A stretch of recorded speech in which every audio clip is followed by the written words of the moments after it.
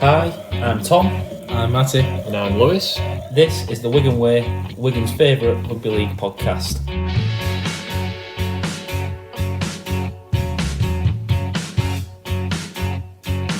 He'll put you in his trap 'cause he's a union man.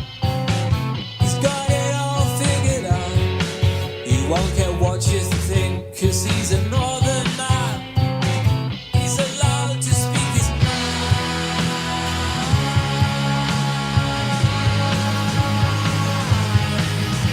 His mind.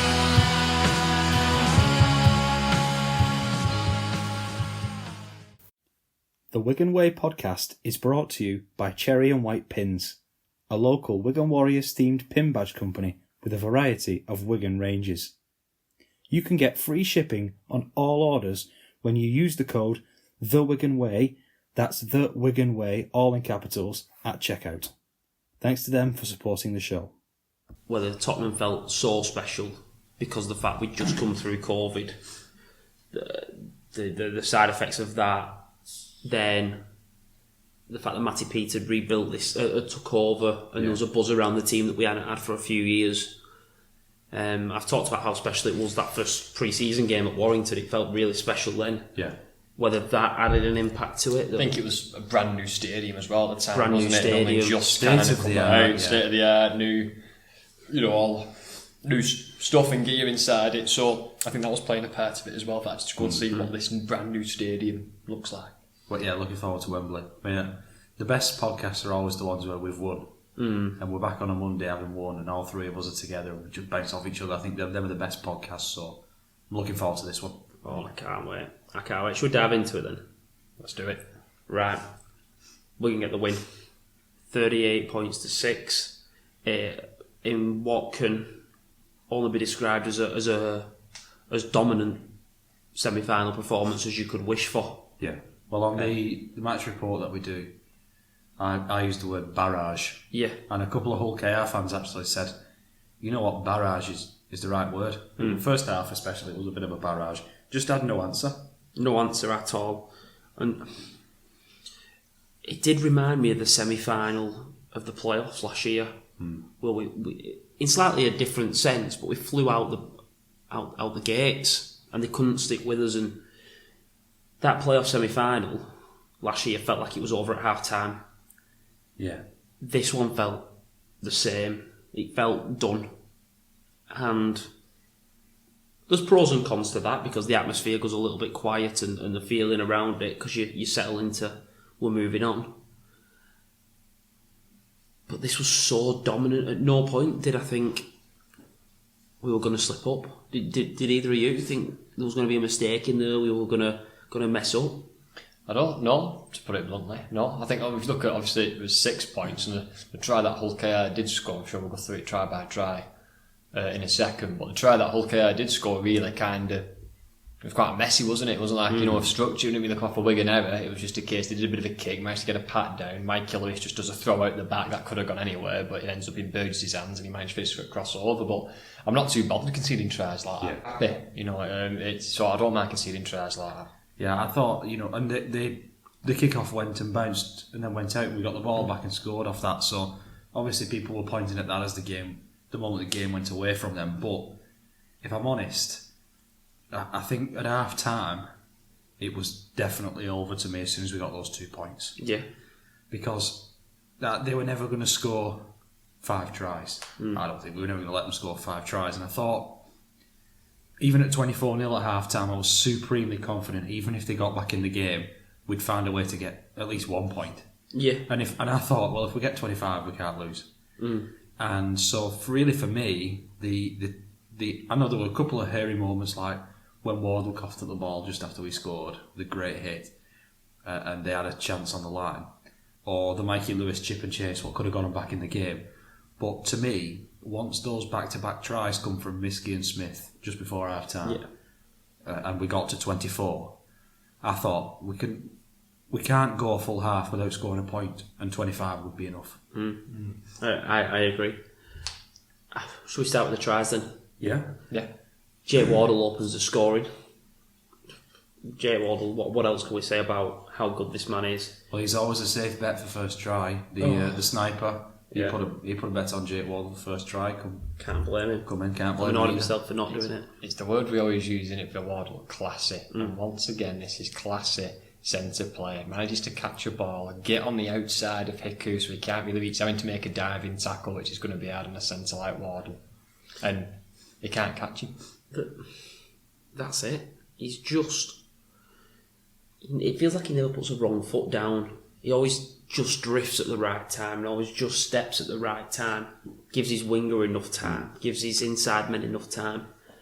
It's like the rugby brain he has is almost second to none. This is the first time I'm going to mention him. Definitely won't be the last. But it's the threat of Jay Field. Yeah. The hips of the defenders come almost 90-degree angle to the try line because they are so worried about Jay Field tucking and running the ball. Yeah. Which means Wardle can just drift onto Peter Hiku's outside shoulder, his right shoulder in this case. Just drift to his outside shoulder. And as soon as you're catching the ball outside that centre shoulder, you're guaranteed a try from that distance, really, if you execute. If you execute, but I don't want to be funny at the same time. Hiku is obviously 31, 32. He's not at his nimble best that he used to be. No, not a bad one though. He's not a bad one, but the pressure you put him under to have to commit to field, then try and change your entire body in a split second against Jake Wardle, who I don't think he gets the credit for how quick he is. Phenomenally quick. I was watching this game at home and afterwards on Saturday night, and I was explaining why each try was scored, and this one was the easiest. I said once you get the ball outside the centre shoulder like that, you've got a 2-on-1. Burgess, he doesn't know, like he's in no man's land. And I said last week, if you can get 2-on-1 against anybody, never mind Burgess, Burgess was the guy on that wing this time. You're gonna score with Wardle and Marshall there. And you know, You back yourself to score. once we got outside Hiku's shoulder, it was a try. It's the right side of OKR, which did well. It was under scrutiny before the game. Yeah. Right, this was after last week because Wire gave them a terrible time down. The Wire's attacking left, OKR's defending right side. Absolutely. It looks like again they struggled. Again, we'll go on to the other tries as we're working through, but that right side, but Hiku and Burgess was under threat all It game. took a pepper. It wouldn't take a genius in the performance analyst's role to work out that was a weakness to exploit. After watching that Warrington game, everyone saw it. Everyone saw that partnership as a bit of a weakness defensively. Yeah. They were flying out, one was going, one was staying. We spoke about it last And week. it is a new partnership that Relatively new. as in 5-6 games since the Hiku change to centre. I think with that though as well, it's not just that partnership, it's OKR's back line. They started off, didn't they, with Hiku at full back, then Evans kind of cemented his place after moving off the wing, and then they didn't know if they wanted to play off, they had to pick centres out of Hiku, Opacek and Gilly. And pick Gilly and Hiku. Then obviously Gilly's got injured, Opacek's back in, but then they signed Broadbent, so then Broadbent will come, so their back line has changed so much. And I don't want to get too much on Burgess and Hiku here because we were very careful after Magic Weekend last year not to single out Toby King and Abbas Miski for that right edge defence because we felt like there was no inside pressure. Potentially, and like I said before, all those defenders worried about field, these two are facing the same problem. It is a really difficult place to be if you're an edge defender because you are isolated against some of the best attacking centres and wingers in the country. You get an isolated 1-on-1, 2-on-1, and it looks like you're making a terrible read, but actually potentially it could be the inside pressure. And they're just good enough to beat you. Even if you make the right read, they could still score. I genuinely believe that. Even if someone manages to shoot out and kill a play, an offload, a step, or something like that, a piece of magic from one of them two, and you could still end up conceding with the right call. It sounds really boring to keep harping on about this, but Jay Field is a rugby league brain. He's a nerd. He's an absolute rugby league nerd. He knows every single move and how it would pan out. He's watched so much rugby league, and he really cares about that sort of stuff. And he's not just a guy that can run fast and maybe throw a step in there. His brain works as quickly as his feet. And he's now finding the right pass more often than not. And for that tool to be added to his arsenal, to just see that Hiku is a little bit interested in him and get Jake Wardle on his outside shoulder. Well, he's got faith in Jake Wardle, hasn't he? He's got to have faith in Jake Wardle if you're a fullback. But they all back each other. Yeah, we are talking about Ulkea's defence, but let's also give Wigan's attack some credit. Exactly. Exactly. It's funny because if you watch the highlights that the rugby league has put out, it doesn't show the bit of the game that I found really interesting, and that was the setup to this play. We went to the right. Cade Ellis gets through the line and gives off a brilliant offload to Bevan French. Yeah, I thought we were. Who I thought was in, but they managed to get him. He lands on his front, and then we don't panic. It would have been very easy for Harry Smith to get it at first receiver, fizz it out to field, and try and score in the opposite corner. You know, that punch mentality. Yeah, shot, Matty Johns calls it, doesn't it? But we were everything the experts at it. But we were 6 minutes in a Challenge Cup semi-final. Do you really want to go shot? A slight pass goes behind, you end up 25, 30 metres away from your line when it fumbles around or whatever. Yeah. And for Smith just to catch this ball and drop Havard back off on the inside. Havard gets a quickish play of the ball. Smith being intelligent in it. Not the last time we'll say that. It's composure, isn't it? And that's what you want from your half-back in big games. Composure. I really liked how our forward started this game. I just want to mention, with that try, doesn't even stop there. Watch Cade Ellis in this play. Cade Ellis is at first receiver, and rather than just passing straight out the back to Smith, he almost goes at the back of the ruck. He takes a little bit of a left foot step and just goes at the back of the ruck. Straightens up, squares up the defender. And I think it's either Minchella or one of the prop forwards has to turn to get inside to him. He then hits Harry Smith, who's on the outside shoulder, and it's just outside shoulder every time. He's learning how to play 13, isn't he? He's getting there. And the way he started this game, there's been a lot of criticism for the commentary of Jonathan Davis and Brian Noble, and I get it. At times, especially Davis was poor in this game, but the start of in a minute, Lewis. But the start of the game where they were saying, Cade Ellis has started really well, and Semba's made 3 really strong carries. Smith's first 3 kicks have been perfect. I was like, yeah, that's Brian Noble though. That's a man who's played millions of games for Bradford Northern, played for Great Britain, coached Great Britain, coached it, won every trophy possible as a coach. That's somebody who knows how to start a game. You know what I mean? Knows the game inside and out. Knows how to what to do in the first 5 minutes. You can't really win the game in the first 5 minutes, but you can sure lose it. Be strong in those first 5 minutes, and for Noble to be pointing that out, I thought, he knows what he's doing. Yeah.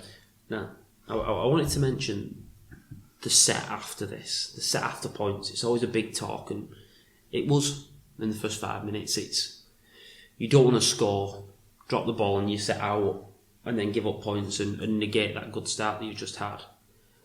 But Wigan, we get to about the 40 metre line, pushing towards halfway. And I just want to mention the kick from Harry Smith. It was absolutely perfect. Burgess picks it up just short of his in-goal line. And he's struggling to make the 20 after. That is the perfect way to end a set after points. It is. To just pin him in that corner and say, listen, we're not going to over-try and play. We're not going to try and get points again immediately. There were a few early kicks, and I think on a day like that where it was hot, quite a small pitch, turn round the other team's forwards, and get them, running back towards their own goal line. Bring it out from there. Exactly. Bring it out from there. And Knockout rugby. You get your big forwards only getting back on side, tackle 3, tackle 4, and just negate them. We did that so much last season, and it's something we seem to have gone we've gone away from, I'd say, this season. We've pulled it out a couple of times, but I like to see us do it more. Like that's what we went to, just being tough, just being relentless. Every time you think you've got us, we're going to put a kick in, we'll back our defence, we'll get over halfway. We'll throw you in touch. We'll win territory battle, or we'll throw you in touch and get it back. We'll make something happen. But always winning the territory battle. Go on, come out then. Go 80 metres. Go 90 metres. And always challenging teams. We mentioned that before we started recording. While we were waiting for you, Matty, we had a conversation about it, and we were just saying, I wonder whether it's you can't do that every game. You can't make so many tackles, so many big defensive efforts, and there's a conversation they have before these big games, before semi-finals, that says we're going to play this way, we're going to kick to the corner. This is the day that we do it. We put that extra 25% in, whatever it is, and they acknowledge that today's the day. Or whether it's just in the game and you just put that first kick in and go, you know what, we fancy ourselves defensively, and they put a call out that, you know what, I'm going to kick on the third and get yourselves up there. I wonder what comes first. Is it a designated plan before the game, or does something happen in that game that Harry Smith or Bevan French, whoever it may be, says this is the way we're going to play today? I think game plan. I think it is as well. I think it's part of the game plan. You go out, you know what you're doing, it's big game. Nothing daft, nothing silly. If it means we kick on third or fourth, we'll turn them round, we'll back our defence because we know it's what we're good at. Yeah. Speaking of planning, this is going to be an extended match review, isn't it? Because we're 16 minutes in and we're 4-0 up. Well, we scored 38 points. That's it. Who cares? There's only 2 games to review this week, so you know. You only win a Challenge Cup semi-final potentially once a year, so we're reviewing it while we're at it. Well, yeah. So, should we jump over to the next try? Abbas Miski. First of all, what a placed kick from Bevan French that is. You can't actually talk this kick up enough. Delicious. We talked about him last year. Absolutely delicious. This is unbelievable. We did talk about him last year when that move to 6 happened, and that maybe there was a bit more kick pressure on Harry Smith, as we had French in there who didn't really have an established kicking game at Super League. No. His short kicking game is phenomenal at the moment. It's getting to the point of the best short kickers. His long kicking, he's putting the odd one in and helping Harry Smith out and putting the pressure off him. I'm not worried when French is kicking anymore. No. It does turn teams around. Just when out kicking early, he has sometimes done it where he's gone down a blind side and kicked on the third. That's because everything's set up for Harry Smith to kick. And that's what I mean. It's just took the pressure off Harry Smith. Yeah. And I just go, that's his game evolving. That's him getting a little bit older and going, you know what? I'm Wigan's number 6 here. This kick was so good, man. And all the people on this planet, there's not many who could pull this kick off, put it in perfect like he did on the run.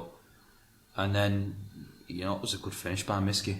Good finish. Yeah. Got taken out in the air, still scored. The set-up play as well, I want to mention it again.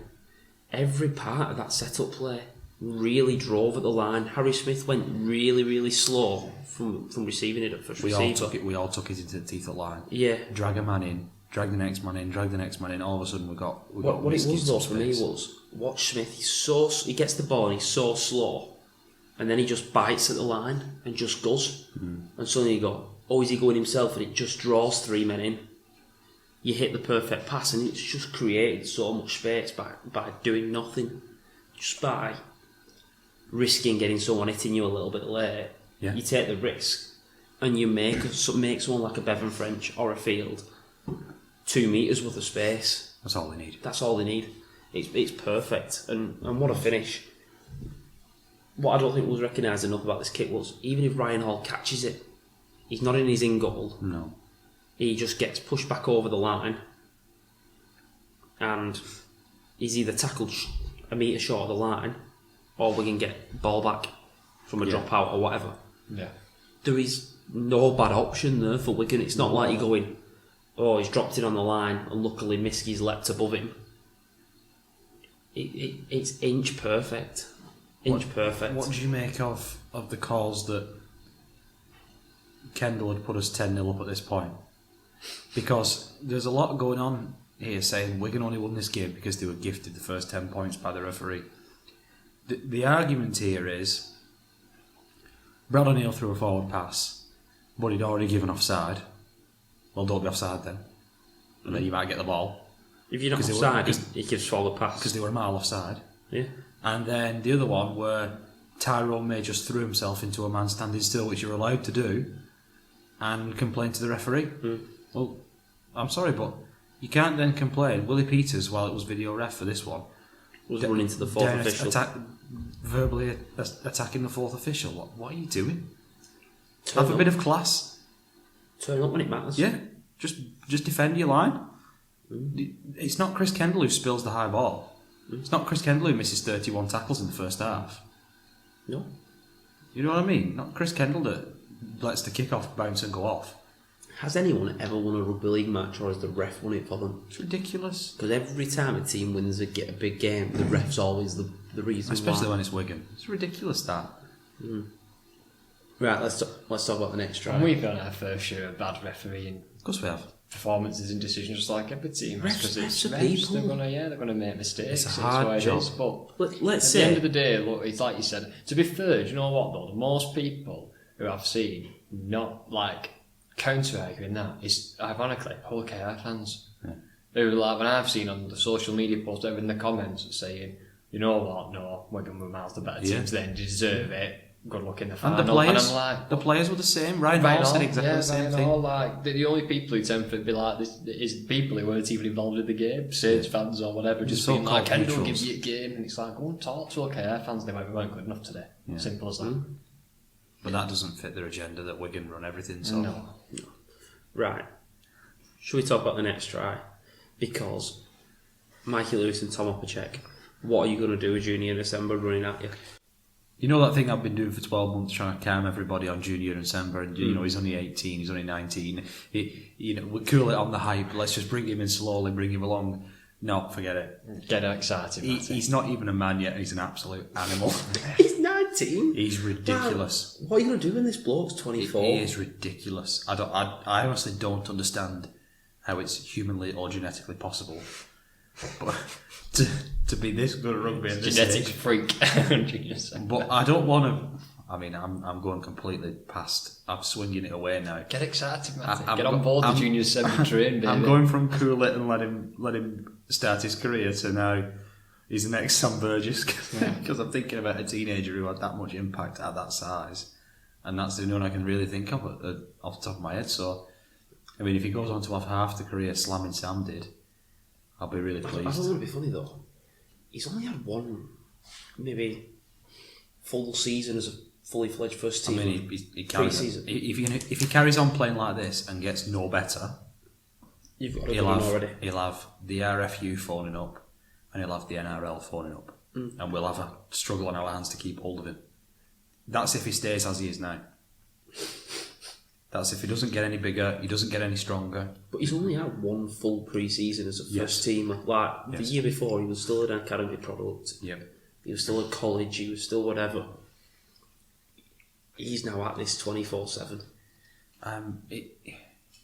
If Ice is fit, and Walters is fit or whatever, and he doesn't play one game, like he goes to Barrow Raiders on Joe Reg, you come in and that's going to be a tough night for some centres, isn't it?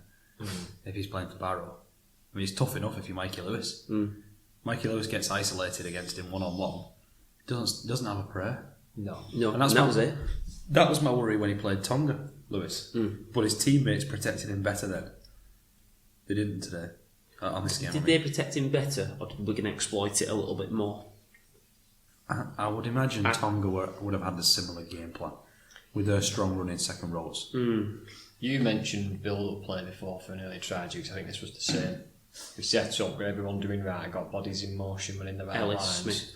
Ellis to Smith, and it just obviously the stuff we did before just meant Hull KR's defensive line was a bit Field out the jointed. back. Fields out the back. Field scrambled them the play before, and they had to hold on just to get the line set. And he gives six again, didn't he? So you've got a big open hole in between the second row and Marky Lewis, which is why he gets isolated. December, like any good second row does, has seen that hole, pushes up on the half-back shoulder, go and give it to me on a crash ball. And then what's been funny, the way he plays, you can say, it's the same as his try against Leeds and his try against Lee. He's only scored 3 tries at first team, they've all been identical. Don't care. Because you can't stop it, can you?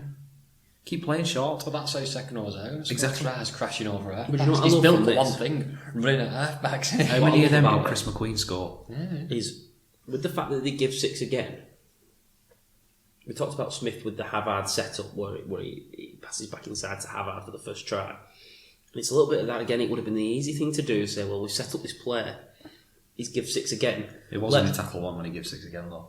Let's push, though. We've got this big thing set up, and they just take it in. Even if you get tackled, you're going to commit 4 men. Yeah.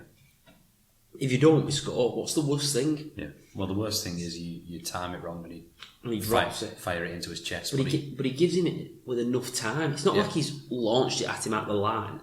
Didn't need to. He's just giving him early-ish ball. I think Field dancing around the play before definitely helped scramble him. And yeah, really nice set-up play, as you said. And I was just screaming, play short, like I did at Lee, right in front of me. Play short, he's going to score. Because like you said, and like I said on that Lee review, he's designed to run over half-backs. Yeah. Right, the next try, Miskies. Smith out to Wardle, and Wardle for a centre again. Just puts a nice kick in there. You can't really attack it defensively. Wigan have set up with 4 or 5 men pressing, and Joe Burgess knocks on. Yeah, but we had men in the picture. Men in the picture. How many times did Brian Noble say, look at all the blue jumpers in the picture? Can you tell I've watched this game 4 times back on the BBC? How many times did he say, look at all the blue jumpers in the picture? You're putting pressure on Burgess. He has to pick it up cleanly. Exactly. And then worry about not getting smashed and tatered. Yeah. And worried about being held up and pushed back over the line. Yeah, it's perfect. So many things. Do you know? Sorry, just on this point before you on it, just because it was kick off Wardle, was it? Yeah. Do you know? I was watching NRL Melbourne versus whoever they played. Yeah, was it Cronulla? Yeah. And there was on about his what's winger called for Melbourne scored that outrageous try. Courts. He put a kick down. And one of the commentators went, you know what, someone's underrated. He went, he never gets them wrong. He never kicks them, straight off his boot where they go out or never slice it, banana far. kick, whatever. And I thought, you know what, that's something about Wigan's outside backs that. Whenever you watch like Marshall, anybody, just put a little kick in down the line or a kick back on the inside for someone coming through the middle for a chase. They never boot it too does long. It go dead or, straight out or a bit of a banana kick. They definitely practiced this. Yeah. And you compare that to the way the other side, because Lewis had a chip and chase that went dead and Hall had an identical chance to Wardle's and kicked it dead. You can tell Wigan practiced this. Practiced. Definitely. But talking about something that's practiced, Abbas Miski and Liam Marshall, I just want to mention both of them. Obviously Marshall picks up the bounce, the fumbled ball and just gives it to Miski, who manages to get over. But watch every game, there'll be 3 or 4 occasions where either one of these, when they're kicking to the opposite side, chases it out, comes to in line with the sticks, gets ahead of the rest of the play, and just stops them being able to play out of that corner. Yeah. They're not there to make a tackle. They're there to stop a winger or a fullback's jumping across the line. In the NFL, it's called setting the edge. Getting somebody up ahead, not necessarily to make a tackle, but to show the ball carrier down a particular avenue to where the defenders are. And how many times would you say, our left winger has just passed to our right winger who scored? It sounds wrong, doesn't it? Yeah. I bet Ryan Hall's over that side of the pitch going, so you're doing over there? When he scored, like, he must have put that bottle down. Ryan Hall must be going, that's my man who's just scored. He's been big fun to me. Yeah. He's let his man score there, Ryan Hall, and he was nowhere near him. Not his fault. There's always talks about centres in the NRL being given free licence, like a Joey Manu or a Tom Trbojevic in this. Yeah, this isn't. It was Whiten and Latrell playing together, wasn't it? This isn't though giving free licence to him. This is come inside. This is your job. Yeah. If you got the fitness and you feel fresh or whatever, go and do as a job and help your teammates out. And all it requires is a 1% sprint. Just get ahead of them. And you know what? This must have happened 50 times in the last 25 games, and people won't pick it up because it doesn't lead to a try. Yeah. And I just think it's really important to highlight that this isn't just something that's worked the first time we've done it. Well, he's got them. I mean, Matty P's got them playing for each other, hasn't he? Really, he's got them playing for the teammates really well. That's the exact point. But let's move on to the next try. What I really loved about this was a try that started off inside our own half. But I love how Harry Smith comes in at at hooker, at the 9, at the play of the ball, and pushes Lehman down the blind side. And from it being suddenly 2v2, Smith at the last second just jumps, pushes Lehman, we've got a 3-on-2 down the short side. Smith jumps out to open play. Open side, yeah. And turns the ball back to Lehman, who's now running at Hiku. Takes the markers out of play. Takes the markers out of play, he's running at Hiku. And Lehman does brilliant. Gets it to Jake Wardle after drawing Hiku. We talked about that partnership and them not going together. Burgess doesn't really go up with him. Wardle can get a run on him and get the ball out to Liam Marshall. And Budgie's quick, but he's not quick enough to catch Marshall with that start that he's got on him. No. Marshall, a really well weighted kick. I just said that. Back to Harry Smith who scores. But within 15 blokes lying out to put this down. Well, I've got the picture here. Joe Batchelor is the closest Hull KR man. Before the next closest, there's Jake Wardle, Liam Farrell, Harry Smith, and again I think that's a Bas Miski. Sorry, no, it's Bevan French. Sorry, all around the picture, within 10 yards of each other. Like they're trying to get out of Chris Kendall's way so he can give the decision. Yep. And that's just perfect.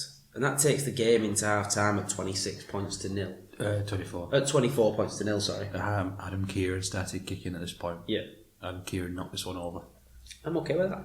I think Adam Kieran's probably a better goal kicker than Harry Smith. But Harry wasn't missing him until this game, so fair enough. They're both grown-ups. They can sort it between I'm themselves. happy with them doing that. If Yeah. Smith, alright, being primary one, but if he's having a bad day with the boot and he's thinking, alright, there's a bit of pressure on me now because I know I've missed the line, you don't know if he's getting in his own head, but if he's getting to the point where he's thinking, oh crap, I missed that one before and this one's a bit further out wide, so I'm at. If you're getting in that headspace, he doesn't have to come with that pressure, it's just Adam, take over please, and you're like, yeah, no worries, and he'll start knocking him over. So it's nice they've got options now, isn't it? Yeah. 26-0, be Hull KR, get on the board. A kick from May. Yeah, Adam added 2, that's why it was 26 before they scored. He added 2, didn't he? But a May kick. And again, nothing really creative about it. Batchelor jumps and misses the ball. It goes down. Does he jump and miss the ball? Yeah. Or does he deliberately? I don't know if he deliberately does it, but he definitely doesn't get a touch on it. Yeah. I'm not sure he'd ever going for the ball. He never looks at it once. I don't know. I don't know. But Hiku knocks the ball back to Mikey Lewis, knows he's going to get tackled if he tries to grab it. Knocks it back at Mikey Lewis with a really good offload. Great offload. Burgess scores in the corner.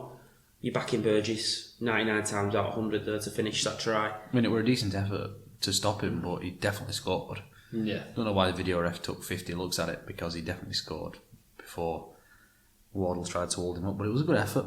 I don't know why. But this is where I think Wigan were really, really good.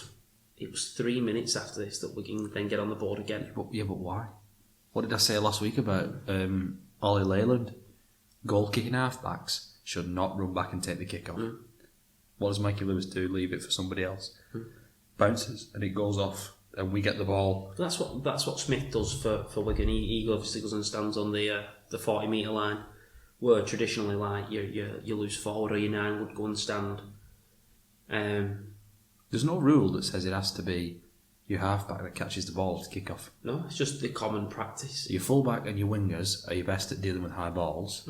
And if your halfback's a goal kicker, why would they sprint back, having just potentially set up or scored a try and kicked it, and then sprinted back 90 metres? I'm going to say, I'm trying to think about when Richards kicked goals at Wigan. I don't particularly remember him sprinting back. I don't remember either, but he wouldn't have taken the kick off anyway, would he? No. He'd have had a bit of a rest to have the corner flag. Now, who actually scored this try? Mago. It was it Ellis? Cade Ellis, Patrick Meg. Oh no, it wasn't. It was Tyler Dupree. It was Cade, Mago, Dupree, wasn't it? It's a good one. The try was on the play before.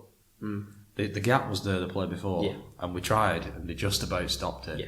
And I thought it's a good drive from Thompson. That's still there, that gap. outside Nile Level. So that gap's still there. Debris just walked in. I had a question of when you've been rolled the way that Wigan rolled them to get so close to the line.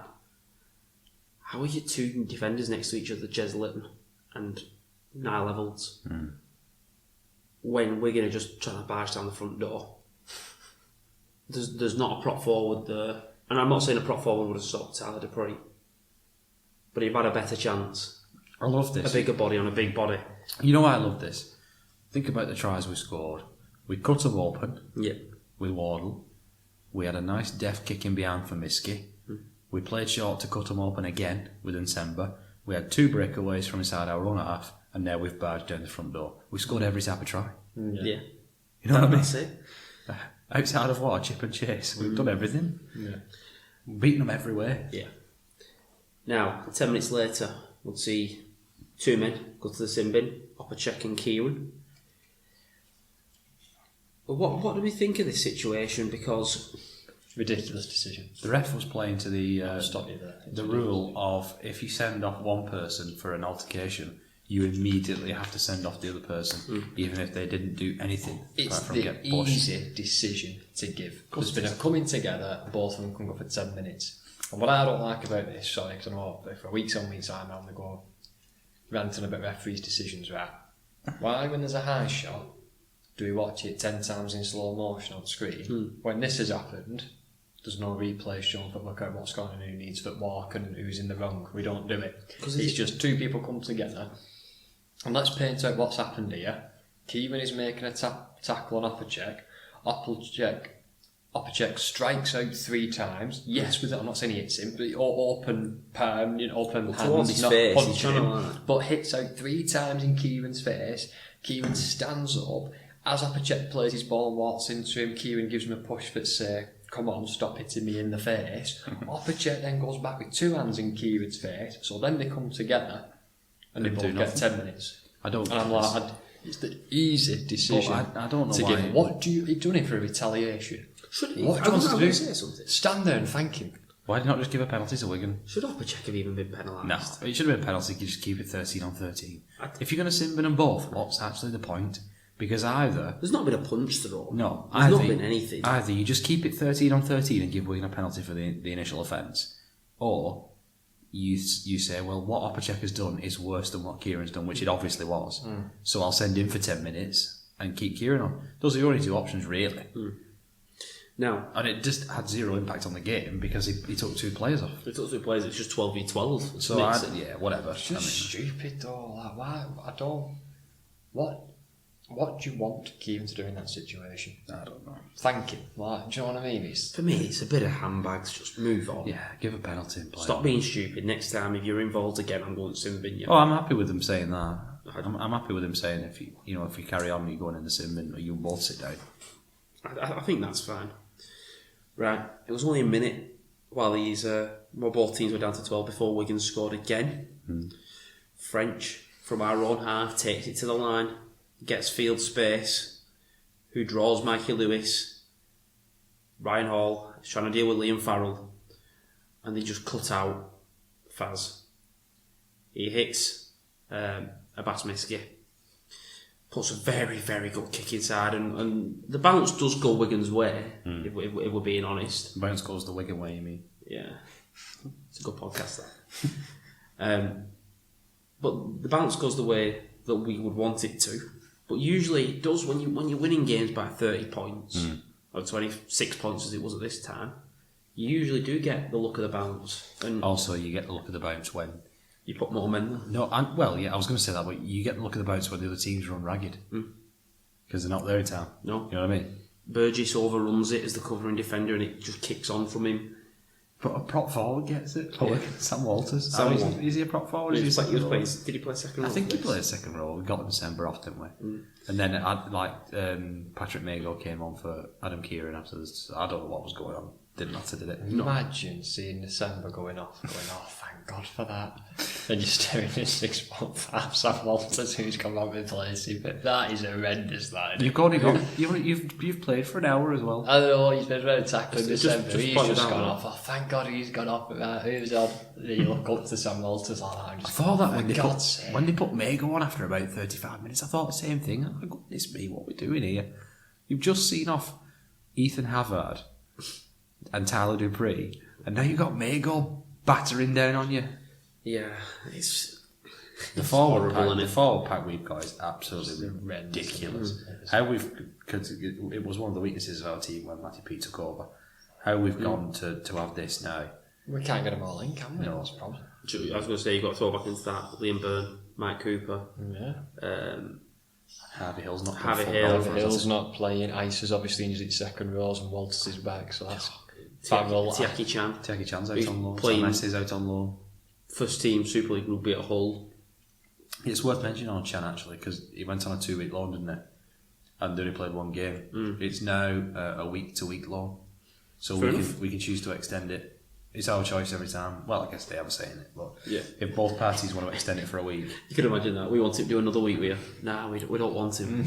You have to. He has to play. no. Obviously, if both parties want If it's mutually beneficial. another week, Chan can do another week.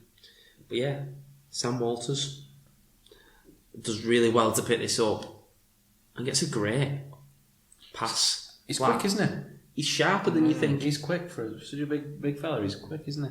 I know he went round Wellesby and we spoke about that last year, but he's got a turn of pace on him for a big lad, and I think he's bigger than he was like when he went round Wellesby.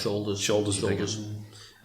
But Jake Wardle picks this ball up, drops over the line, and that makes it 38 points to 6. Yeah, and with 15 minutes our left. friend Cameron, who does the podcast with us sometimes if Lewis isn't available, he was on the screen celebrating his try He loves getting on camera. with his bright red shirt.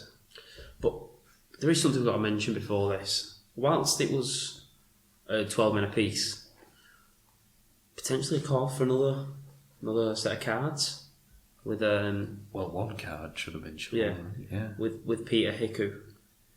Yeah. I'm going to say it. I think that is as bad as Franklin Pele's on Manchella first game of the season. Well, just for two reasons. Franklin Pele, he wound it up and he cocked it back. The thing for me was Franklin Pele nearly killed a man. He should have been invested, not There, banned. there is that The problem with incredible it is screenshot of him where his arm is like wound right back up at 95 degrees. I get what you're saying, but Manchella's not tackled. The game's still playing. Yeah, but he has a family and small children and he nearly killed him. No, I do think there's more intent from Pele. I definitely think there's more intent from Pele. But Field is on his back, holding the ball, tackled by another man, and Hiku drops his shoulder It's bad. into his head. It's really naughty, this. That's why I wonder whether it probably should have got the same punishment or around 3 It games. should have been a red card, this. It was really naughty. I And think the fact that he's not been banned Pele's really worries me. Yeah, I mean, Pele's intent was to take his head off. Hiku's was to send the message, but it could have been a really, really serious injury that you got a guy on his back, defenceless, Just looking up at the sky, waiting for someone to get off him. and you're going to drop with the full weight of your shoulder, 100 kg or whatever he is, and drive your shoulder, or attempt to, into his head anyway. I think he's lucky that he misses. He sort of catches like his cheek into He catches his shoulder, I think, Field's first. shoulder. The referee looks straight at it and decides not to give anything. If our lads run in and push and shove and Field stays on the floor, and like Lewis said before, we watch it 4 or 5 times on the screen, I have no doubt Peter Hiku gets a red card. No doubt in my mind he gets a red card.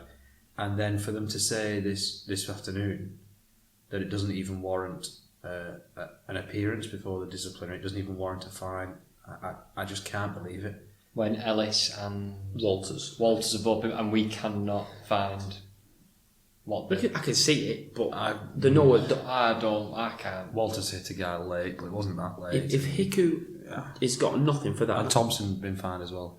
if Hiku gets 0 games missing for that, and I don't want people missing. I hate this thing of people who've been missing for games or whatever. But if that's a no game, not even an appearance, you're going to struggle to find something to ban people for. If that's nothing, then Franklin Pele should have been 1 or 2. But if that, I don't know what they've obviously got the priorities wrong. If that's not a ban, and yet Liam Burns is 4 games. What Liam Burns did is 4 games. I don't know if a high tackle, accidental high tackle, albeit violent and aggressive and dangerous, whatever you want to call it, and putting another man's brain in danger. If that's a 4-game ban, which it is, then dropping your shoulder on someone's then dropping head. your shoulder on a defenceless player's head should be exactly the same. In fact, it could even be worse. Could even be worse because there is zero mitigation for that.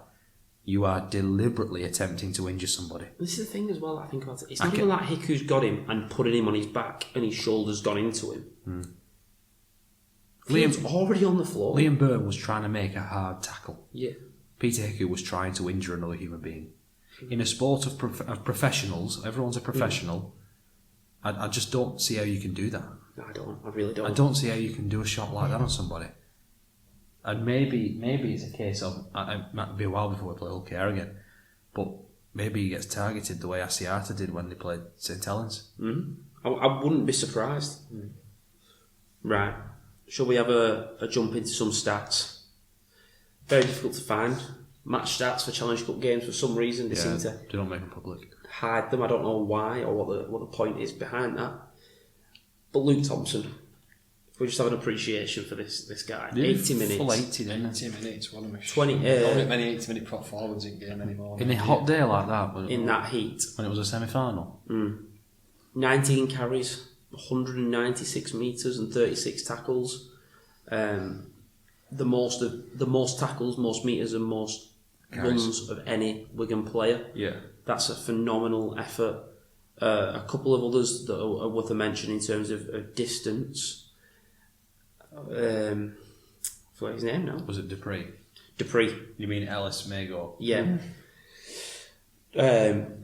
Whatever his name is, Dupree made 125 metres, Liam Farrell 144. I actually thought he was quite good, that commentator. I feel bad that we've only really mentioned him getting that one wrong. I thought he was quite good apart from that. But Ethan Havard 113 metres and Field 154 metres, back all over the place again. So busy. You're gonna have numbers like that for your outside backs though when you're on top. Now Sam Walters 21 minutes, 8 runs, 8 tackles, 69 metres, Yeah, not bad. and one tackle break. Try assist. Try assist, good start for his Wigan career.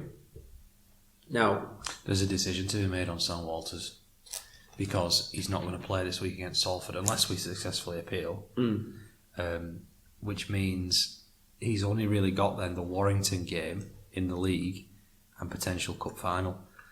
And I'd be tempted if I was Wigan and Warrington to just play a reserve game. You are the week before the cup final. You're within 11 days, so you're a head knock away from missing the cup final. You're a silly suspension away from missing the cup final. Do you just go full strength against Salford and then win that game, hopefully, and then send your reserves against Warrington, knowing they're likely to do the same? obviously, you would suspect that both clubs send in their 21-man squad to the RFL at the same time. Yeah. Hopefully Warrington send theirs incorrect. Do you think both sets of managers might have a conversation about this? How are you playing it? How are we playing it? I don't know. I just think it's the obvious thing to do to play the kids. And even if you lose, it's only 2 points. And you weigh that 2 points up against the risk of losing a Luke Thompson like we did before the World Cup Challenge. We couldn't do that before the World Cup Challenge because it was our first game. Right, a couple of other players I just want to talk about before we wrap up this section. Harry Smith, the general. He's 24 years old. He's my man of the match. He kicked to 501 kicking metres.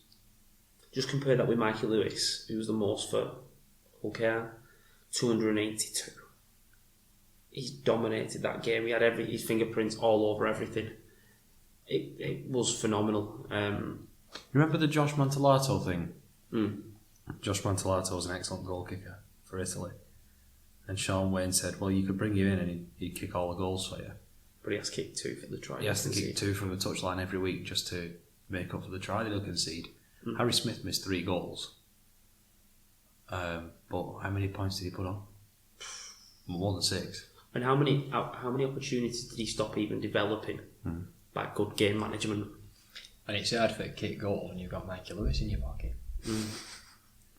Not mentioned that. I actually thought this was the only bright spot for them. Yeah, it's alright. Mikey Lewis was the only bright spot. You'll have to give me out Mikey Lewis, we can take a bit back. He does Not do that it He's for not that he listens to this podcast. Is Harry Smith a lock-in for England? For George Williams? I think them two are locked in. It's tough because Williams is, like you said, guaranteed. I'm trying to think who I should put in If I was away, ahead of him, and I think I don't know anybody else. maybe a low. low max. I don't think I pick Lomax after I the World think we Cup. need a long kicker. Williams is more short kicking. I I think don't he's a think lock-in. Lomax has got a long Williams kicking and game. Smith works well as a partnership, doesn't it? And without trying to sound, I know obviously that you would be thinking about bringing games here and now. But like Dukes just says, he's only 24. Next World Cup. Put him in The now. World Cup after. Let him keep on Yeah. building experience at international level, playing, getting more international tests under his belt. I'd go with Williams and Smith. I'd be happy with that half-back combination. Right. Just before we move on from this game and we wrap this section up, it's been a long section. Obviously, there's limited stats about this game, but I followed this through Wigan today, and they've highlighted something that was I found really interesting. That we spent just over 9 minutes in Hull KR's half in the first half, compared to Hull KR who had 13 minutes in our half. Willie Peters' outfit also spending more time in Wigan's 20 with 4 minutes 50 compared to Warriors having 3 minutes 59 You don't need to spend time in their 20 when you score every time. when you score every time. Another interesting point, we completed at 91%. Yeah. Really, really good effort. We also backed our defence. We And- spoke a lot about our attack, but we backed our defence in this game. We They did. threw a lot at us, okay. And Especially when it was 10-0. Back to our defence, kicked early, back to our defence coming out, letting them come out of yardage. And the last one, just to mention it, is that we only made 5 errors. Our average in Super League this year has been 7.5. So a more clinical, more effective game with the ball in hand. It's almost perfect, but there's still 5 mistakes that we can cut out. We can still improve in areas. And I do think we could go to another level still. That was a touch into it. I think the last half of the Huddersfield game and The first half. the whole of this game really was the blueprint for us. Played absolutely perfectly. The whole time we played absolutely perfectly. That was the best, I think, blueprint we could have played to. Not necessarily the best execution, because I still think, like you just said, there is always improvement in us. But I think in terms of blueprint, kick long, back our defence, and then put players on short things like that. I think we played this. This is the way to play big games. 100%. Right. I think that wraps up the semi-final. We kept it nice and short, haven't we, there, guys? Yeah, it was a long one. It was a long one, that. But who cares? We're off to Wembley, boys. We are off to Wembley, booked our tickets this morning. I hope everyone got theirs. It was a bit of a mess this morning. I hope everybody got theirs who wants to go. Right. Block 132. 132 Army. I saw you tweeting that. I was like, what are you doing, mate? We're in the same block. Right. We'll stop there and we'll come back to talk about the other semi. Thank you. I think the last half of the Huddersfield game and The first half. the whole of this game really was the blueprint for us. Played absolutely perfectly. The whole time we played absolutely perfectly. That was the best, I think, blueprint we could have played to. Not necessarily the best execution, because I still think, like you just said, there is always improvement in us. But I think in terms of blueprint, kick long, back our defence, and then put players on short things like that. I think we played this. This is the way to play big games. 100%. Right. I I think that wraps up the semi-final. We kept it nice and short, haven't we, there, guys? Yeah, it was a long one. It was a long one, that. But who cares? We're off to Wembley, boys. We're off to Wembley, booked our tickets this morning. I hope everyone got theirs. It was a bit of a mess this morning. I hope everybody got theirs who wants to go. Right. Block 132. 132 Army. I saw you tweeting that. I was like, what are you doing, mate? Where is it, block? Right. We'll stop there and we'll come back to talk about the other semi. Thank you.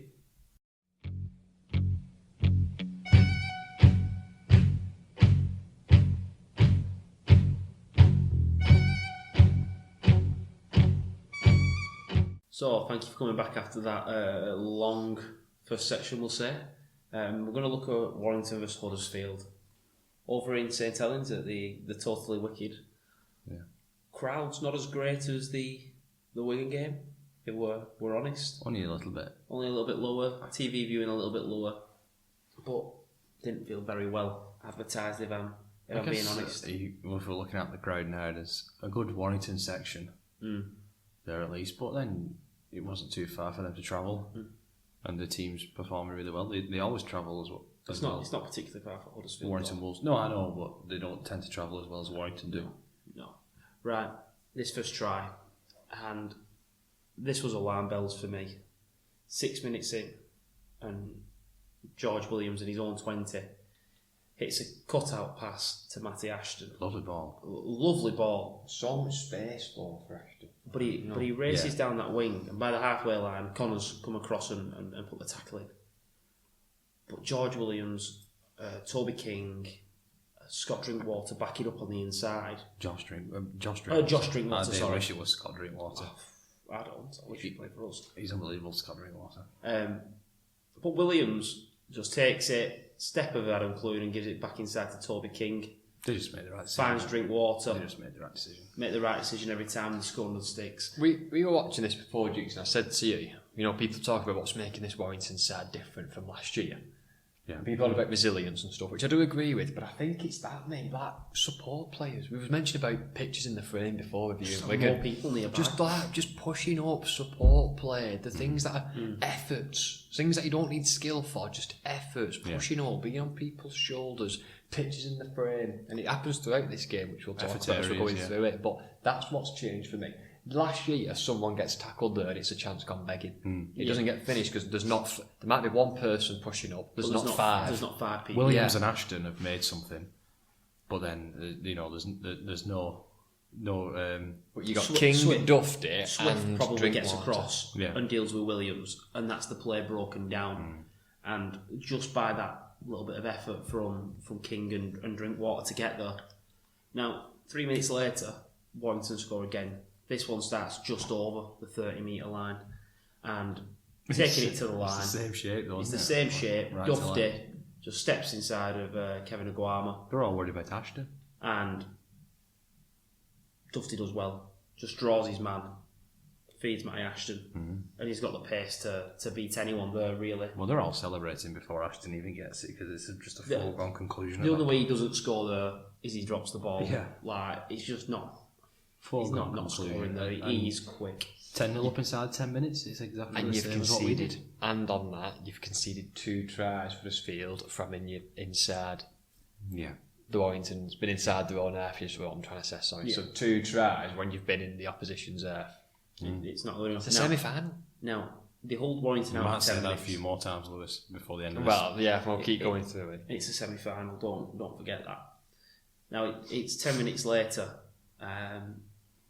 I can't remember who it was that takes the settler for Warrington, just at the Huddersfield's right defensive One stick. of the forwards, isn't it, I think? And Danny Walker, will he score an easier try from 9?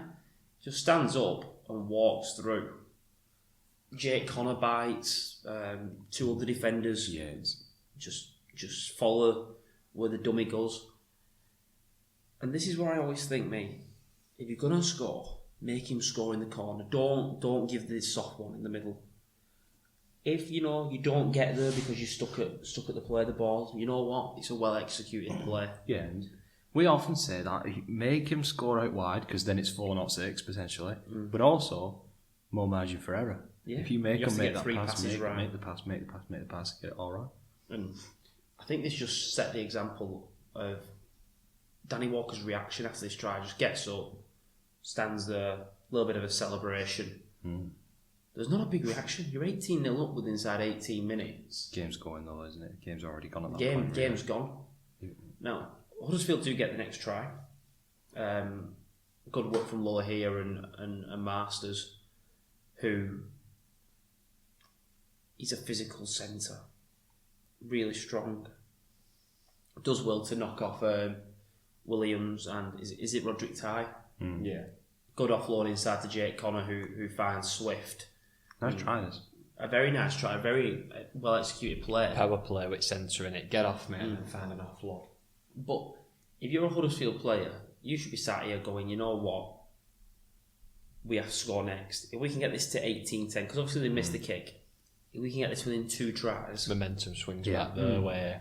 And Warrington do well to hold out.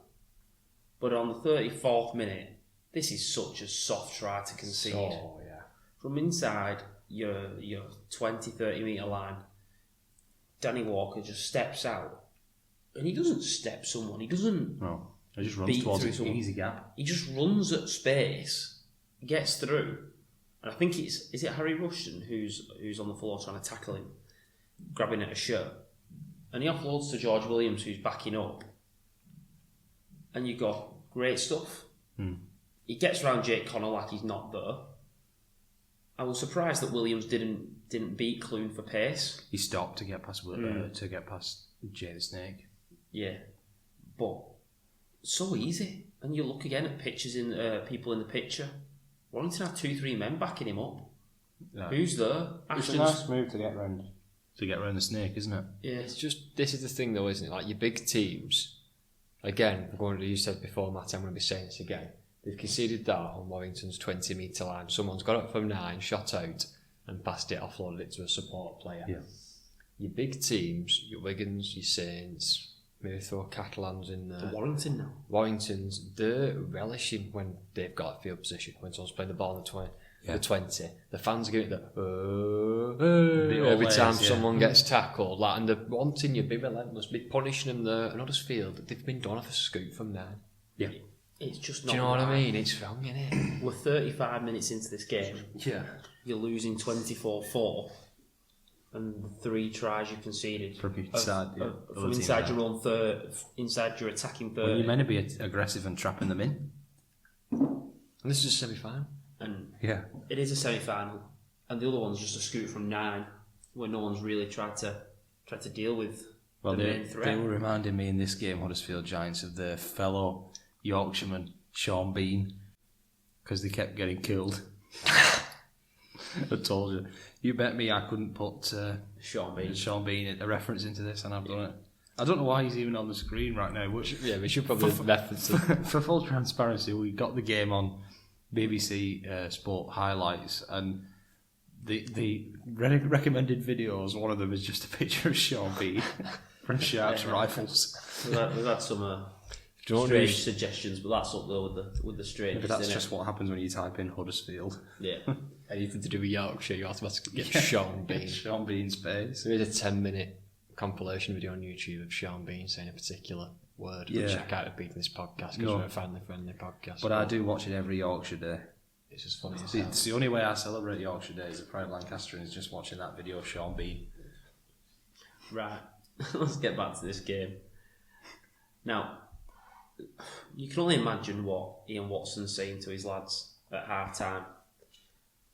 And if you're being honest, you're probably thinking, if we score, we could be within 2-3 tries. Well, yeah, because Warrington missed 1 kick, didn't they? Yeah. And Huddersfield missed 1 kick, so it's 18 points. If you score first, I mean, well, you have to score first, but if you score first and second, maybe, let's say, But all of a maybe- sudden you could be back in it. Not to sound like I'm taking the mick, but go back to the process. End your sets well. Actually, play like you played a semi-final. Ian Watson definitely said the word process. But we keep saying it, that this is a semi-final and they're not playing like it. This whole thing of trusting the process and playing the process and playing the game as you should is meant to be for these games. Yeah. You do the right things. It nearly you got turn him over the line against us at Spurs. To just take this on a bit and just to jump ahead, we're talking about Ian Watson. There's got to be pressure ramping up on him now again. I know they've had a few decent wins, but they were awful against us, and they've really not performed very well here. When he was at Salford, he had them punching above the weight, let's be honest, on a small budget. He was Great Britain assistant, and the NRL was interested in him. Now, it feels like none of that's the case. He's spent a lot of money. This is his Huddersfield side, as we've said before. These are his signings. He's turned over most of the squad since he joined. Is it his squad? Because this doesn't feel like a balanced squad. The pack is so small and weak compared to the stacked players that He's he's got. turned over almost a full squad since he got there. You can't believe So that's not his decision. He's brought his players with him, like Luke Yates and Josh Jones. I know he's not there now, but he did take him with him. Lola here. So, he's got Jay Bibby, who was with him at Salford. Yeah. But what I mean is when he was at Salford, was someone else making these decisions and he was just coaching that team? Or are we right in the fact that... Maybe Huddersfield are giving him too much free range, you think? Yeah, maybe. Maybe someone said, who do you want? Here's the war chest, go and sign who you want. And he's gone and splashed 300, 400 grand on a Jake Connor, who probably doesn't deserve that money. I don't know. I thought they'd made some very smart signings with like Sam Halsall. Thought it was a really clever signing. Elliot Wallace. Elliot Wallace. I thought Swift was a great signing. I thought Chris Hill was a good signing. Like the two centres. But Chris Hill's still carrying their pack 3 years after we said they should be trying to replace him. Yeah, he was a clever 1 year signing. You know what I mean? To help lead some young lads round. No disrespect to him, but Joe Greenwood was never a prop forward. When he was at Saints, the Gold Coast, Wigan, he was never a prop forward. He's got the starting number 10 shirt.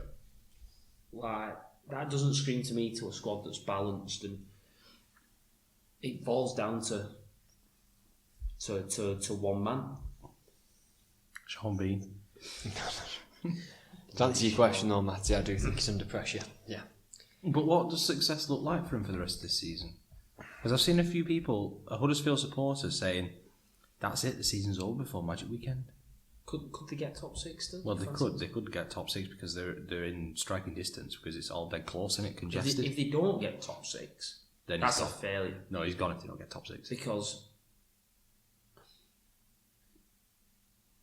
he brought this side, and I can't remember his exact quote, and I wish I'd thought about it before and got the quote. Everything about Huddersfield screams top 4. Everything about Huddersfield screams top 4. That's why he moved there and not Hull FC, because they would have been similar war chests, probably.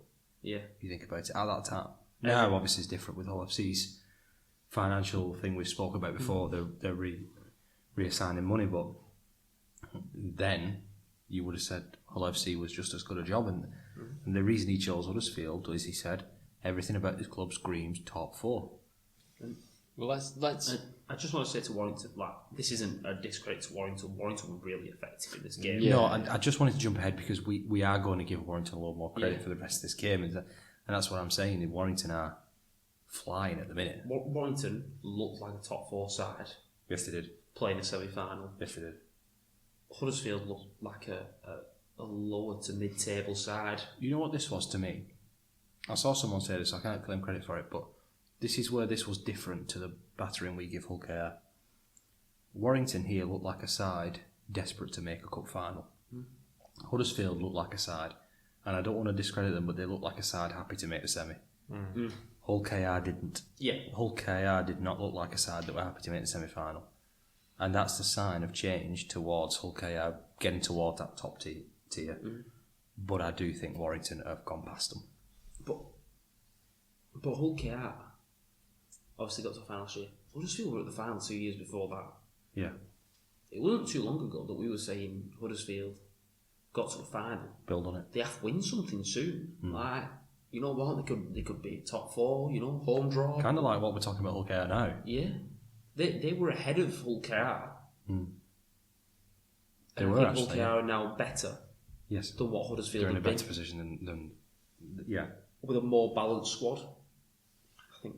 To answer your question though, Matty, what does success look like? It's an old cliche, but I don't think they can think about in season top 6 whatever. I think they've got, and it's an old cliche, but they've got to start taking it a game at a time. We need a performance. We need something to build off. That's what success looks like. At the minute, success looks like an 80-minute performance, a complete performance with defence, not conceding soft tries, and then we can build on that. I know this is a little bit unfair because we're talking about a cup game, and this is obviously league form I can talk about. You look through the games that they've played this year and who they've actually beat. They beat Leeds. They lost to Saints, lost to Wigan, battered Cass, lost to Hull KR, beat Hull FC in the Cup, Easily. beat London, Easily. beat Hull FC in the Cup, In the league. Easily. beat Catalans in the Cup, which was a massive shock. This was like when they put 200 points on all 4 weeks. Then beat Leeds by 6, lost to Saints, lost to Salford, lost to Wigan, lost to Warrington. It's one of them. It's like saying that they are the bridge between the top teams and the bottom teams. They beat everyone below them, but they can't really compete with the guys above them. Yeah, I suppose. We said that a few weeks ago, didn't we? They'll beat all the bad teams, but they'll get beaten by the great ones. And they've not got the advantage that Hull KR do of having a fortress at home with the fans and the atmosphere. Yeah. Hull KR have an advantage over them with They've that. got a cowbell. It's intimidating. Should we carry on with the game? No. 7 minutes in, a charge down. We talk about trusting the process. You'd just be thinking, get to your kick, settle it down. But Ben Curry charges you down and gets to your 20-metre line. Lewis, effort areas. I was just about to say again, it's effort. The second row charged in a kick and sprinting to get the ball. But then Matty And he's the Ashton's first there. one to that ball. The big thing, he's the first one diving on him. But then, I know there was no one there to support him, but Matty Ashton's come off his wing and got to the play of the ball and snatched another 15 metres, and now you're on the line with 4 tackles to go. Exactly. And George And Williams disjointed draws the line, and Dufty just walks through. That's a poor tackle attempt from Masters. It is. And Masters should do better though. It is, but he's just sprinted back 70, 80 yards, and then got back into his position. So. When he's expecting an attacking kick. Yeah. They then score again 5 minutes later. Drink water to Williams. Hits the new second row Fitzgibbon. Yeah. And I'm really impressed with him. I really do like him. What does this remind you of, this try? Williams there with the flat ball. Fitzgibbon turns as he catches and drops it off to his fullback. Williams and Bateman. And Jay Field. Yeah. I didn't mean Williams and Bateman. I meant Harry Smith and Bateman. Right, yeah. But basically Bateman was the linchpin yeah. to that. It reminds me very much of that try against Salford. Exactly, where Bateman put Jay Field. Yeah. And almost like, I didn't really mean the 6, but yeah, Williams when he played with Bateman. But anybody we had with John Bateman, who, that was his pet play, wasn't it, for a while? Yeah. Catch it, spin, put the full back through. Or hit your centre. When you can offload like that, when you can offload, first of all, you're going to attract bodies, and you're a strong runner, like Bateman was and like Fitzgibbon is, you're a threat. Yeah. So you're making space for your fullback. Yeah. Then Nguama scores to take this point to 36-10. Yeah, lucky try, you would say, I suppose. Yeah, but you know what? He puts the effort in, puts the pressure on Sam Powell from 9, and he makes the mistake, picks the ball up and goes length of the field.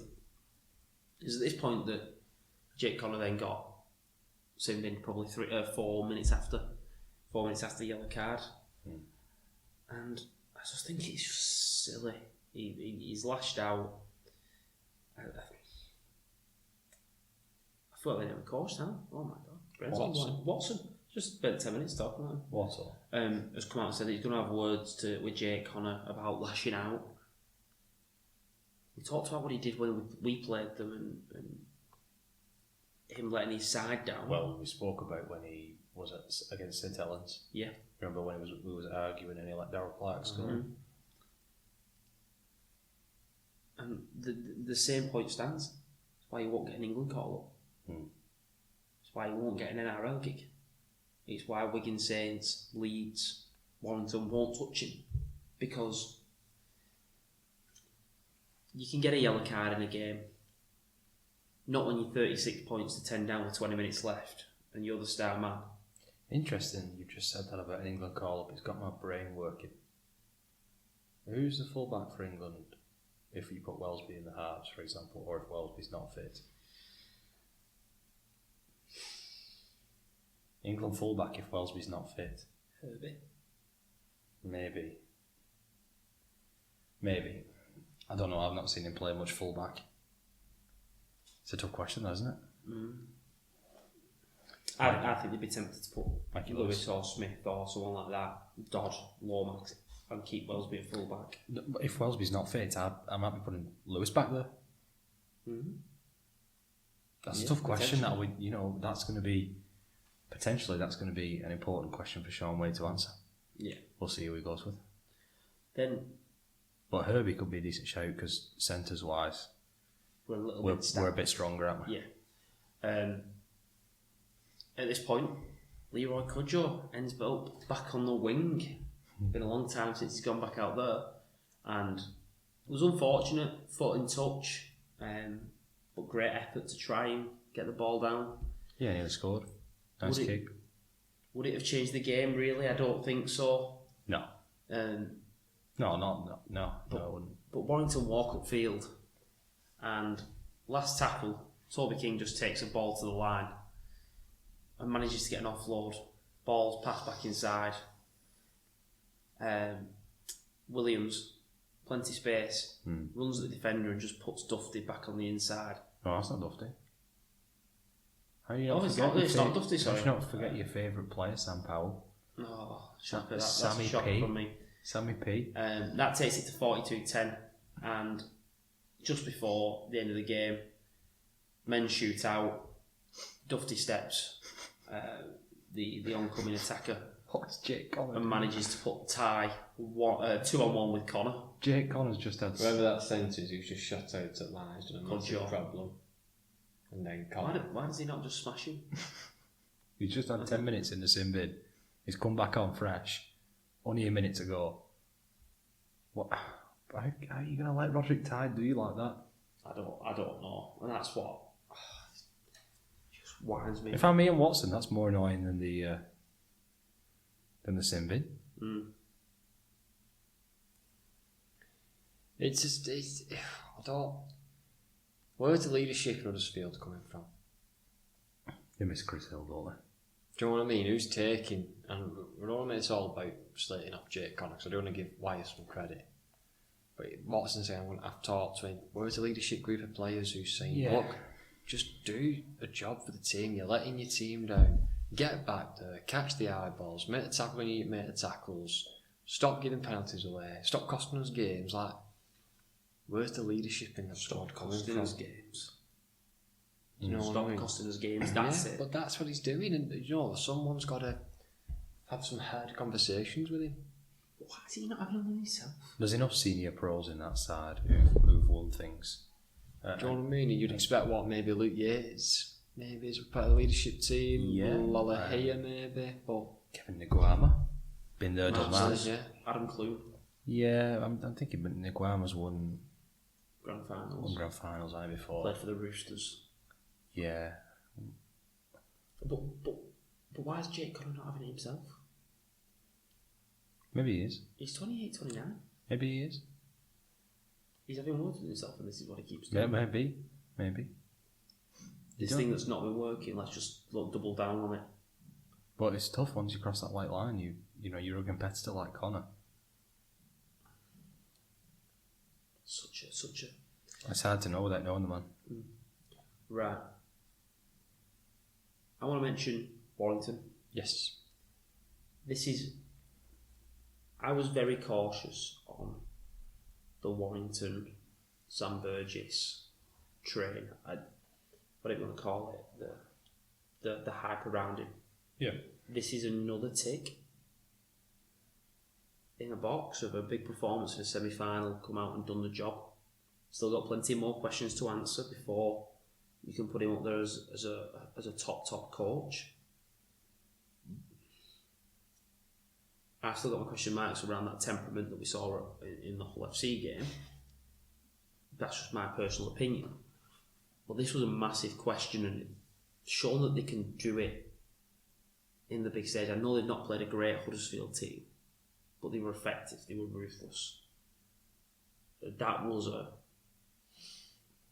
I don't want to say championship performance, but it was a the top of the table, we're one of the top dogs, we're going to win this.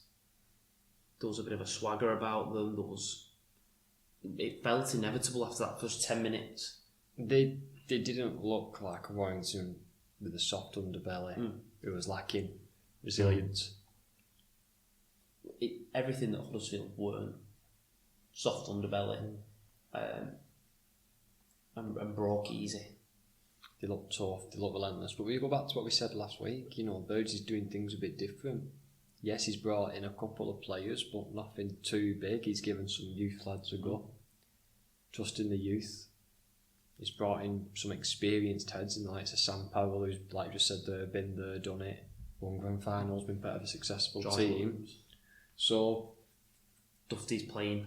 I don't think we're not going to. Yeah, and Burgess, to be fair, has been a part of that because he said, I want Dufty on the ball more. Like, when that was part of his coach when he come in. He's openly said, Dufty, I do think he's a very good player and he needs to make stuff happen. I don't think we're going to find out, I understand what you're saying, so this whole, is he a top coach? That's not going to be answered this season. That will come in years and years to come. We'll be looking back at that. It's just the point about I wanted to acknowledge that I'm still reserved on him. Yeah, the same way I'm still a good job. I'm all behind Matty Pete.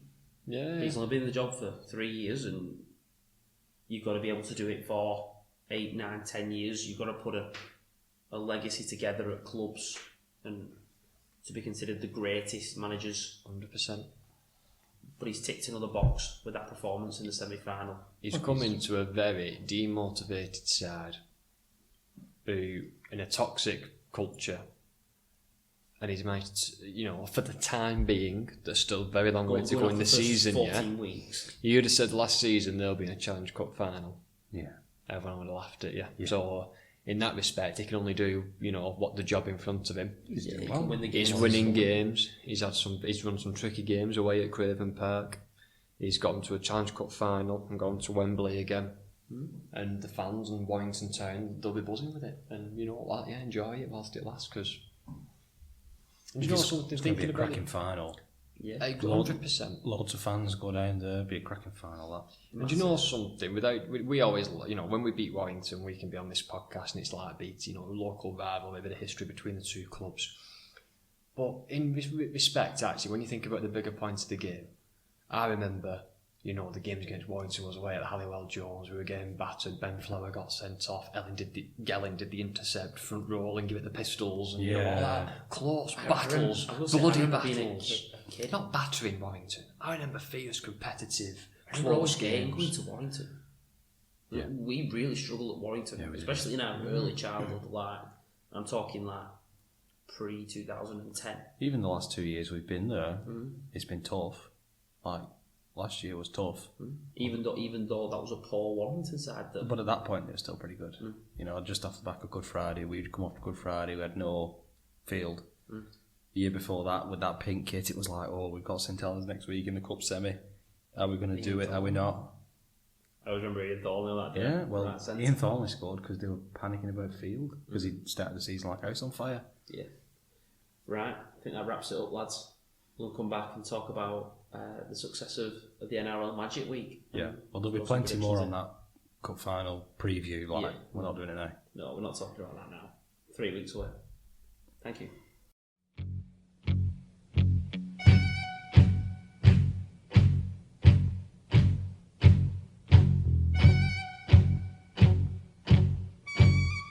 So, we're going to talk about the Magic Weekend over in the NRL. Yeah. It's amazing, really. They took a concept that we originally started, was a big buzz around this. Remember the times at the Etihad and Murrayfield, and how good that situation was. And we've sort of let it die. We have. It's amazing that we've let it die, and now the NRL's took it over. Well, they interviewed Morgan Smithies, because obviously he played in quite a few over here, about it. Yeah, he said he was looking forward to it. But 8 games. 2 on Friday, 3 on Saturday, 3 on Sunday, and the place is bouncing. I don't know why it is. I get that you're in Brisbane. People make it a pilgrimage to go to Suncorp. To go to Suncorp for this Magic Round. I don't know, why wouldn't you? Well, yeah. All the best players in the world minus Bevan French are going to be there. It's a And bit harsh on the field, that. and it's over a weekend in Brisbane, Yeah. in Suncorp Stadium. I mean, you've been to Suncorp Stadium, I've never been, but it seems like a great place to go and watch some rugby. Why would you not go to that weekend? If you're going to watch any weekend, if you're going to go away for a weekend and watch rugby, why would it not be that one? You know, I was going to say, you know what? I saw someone say, like, why do they not hold it in Sydney or something? But there is just a buzz about Brisbane, Suncorp. They do everything right. Weird things. I remember when we were there, when I was there, you get a ticket to a game, whether it was the cricket or the rugby or whatever. You got free public transport for the day. That's a good idea. Yeah. So the cars don't get. So cars don't go, Yeah. and you're not getting taxis or coaches in. It's like it was built around Suncorp. It felt like the city was built around. It was weird. Such a nice place to be at as well. Phenomenal. But shall we jump onto the rugby? First up on the Saturday was the Raiders versus the Bulldogs. No, it's Raiders Bulldogs was Friday morning. Friday morning, sorry. First game on the Friday. Yeah, this was a was weird Raiders game. and the Bulldogs. Raiders started well and then had two sin bins back to back. So Rapana and Papali'i went to the sin bin, so they had 11 men. And Bulldogs, they only scored twice against 11 men. Yeah. And then when they got back to 13, Hudson Young scored twice, who's an absolute superstar, by the way. He was the one that Bateman commented on when they were saying like, I was going to replace Bateman. He said this lad, Hudson Young. And he has done, to be fair. He should play for New South Wales and Australia for the rest of his career, really, if he keeps it up. But he scored twice, and the Raiders won. Bulldogs, you've got to feel like they had them. Yeah. Down to 11 men, they should have scored more than 12 points. Been much better this year, the Bulldogs. They to have, be fair. they've They've been improved. competing in some, They've winning some improved. games. So yeah, I think they would have been felt like one that got away from them this one. They've come What I on like about loads. the They've Bulldogs. come on loads, Bulldogs. You know what I like about the Bulldogs more than anything? Gryan. He's such a good defensive signing. Yeah. As a centre, the threats that he has going forward, whatever, but defensively, he makes them a far better team. And I really like that.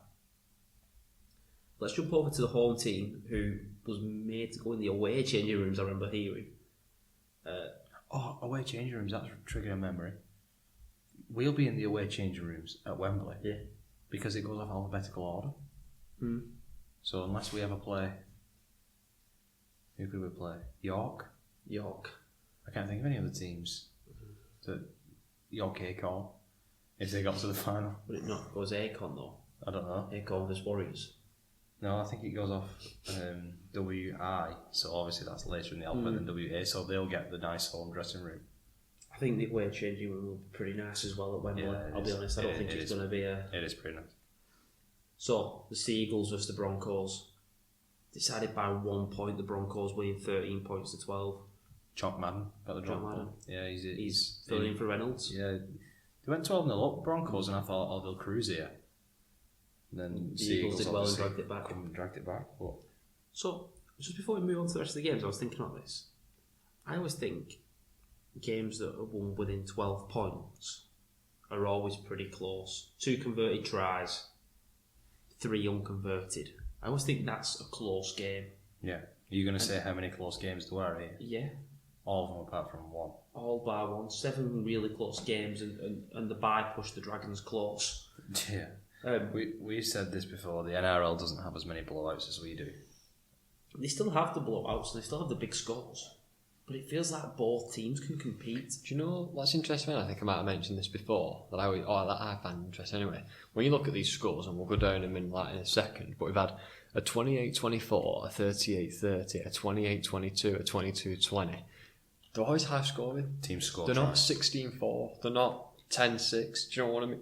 You get a lot of Super League You do games get when them they're games in the close. playoffs. You do, yeah. I suppose maybe when it's playoff rugby, but like in Super League, there's close games sometimes. They It's tend to be low so scoring. strange because I've heard this year Blake Austin and Matty Bowen both say Super League has no respect for the ball, which makes it a fun competition to play in, but they throw the ball around a lot But more. Blake Austin in that podcast, he did a podcast with James Graham, also said that Super League's tougher He did say that, yeah. than the NRL, He did say that. which was weird. The players are tougher. Nowadays, and I said this last week, if you see them make a break now, they're going for the throw. They're going to throw the offload. They're going to kick ahead for themselves. They chanced around a lot more. I wonder whether. I think that's why there's more tries, Lewis. I also think with our close games, you look at like Wigan Saints was what score was that Good Friday? Was it 16? 12-4. 12-4, sorry. And last year it was 12-6. Something like 12-4. That you look at the top three and you're almost highlighting them games 4 weeks out as being a league leader decider. You're testing yourselves. I think there's more teams that can beat each other, so you can't be prepping for a particular game 4 or 5 weeks out. You can't be more fresh. And then when it comes to the playoffs, all the teams peak, and that's why the score's narrow. Maybe. Do you know what I mean? Like maybe they just throw caution to the wind a lot more in the regular season. I don't know. back themselves, they've got far more superstars. It makes it more interesting, and it also helps that it feels like every try is 6 points. And they very rarely miss. They get the 2 point drop goals, and they Would you bring the 2 point drop goal over here? I don't see why you bother. What does it add to the game? If you're losing by 2, you can go for a drop goal. Yeah, I think it just adds a bit more. I wouldn't mind it, because if you kick it dead, there's the risk reward if you get 2 points. But if it goes dead, it could be a 7 tackle set. So I like the jeopardy it brings in, and it's not worth really risking the 7 point play and the 20 metre opposition start for a point, is it? But for 2, you might risk it from distance. I don't think teams go for the 1 pointer enough.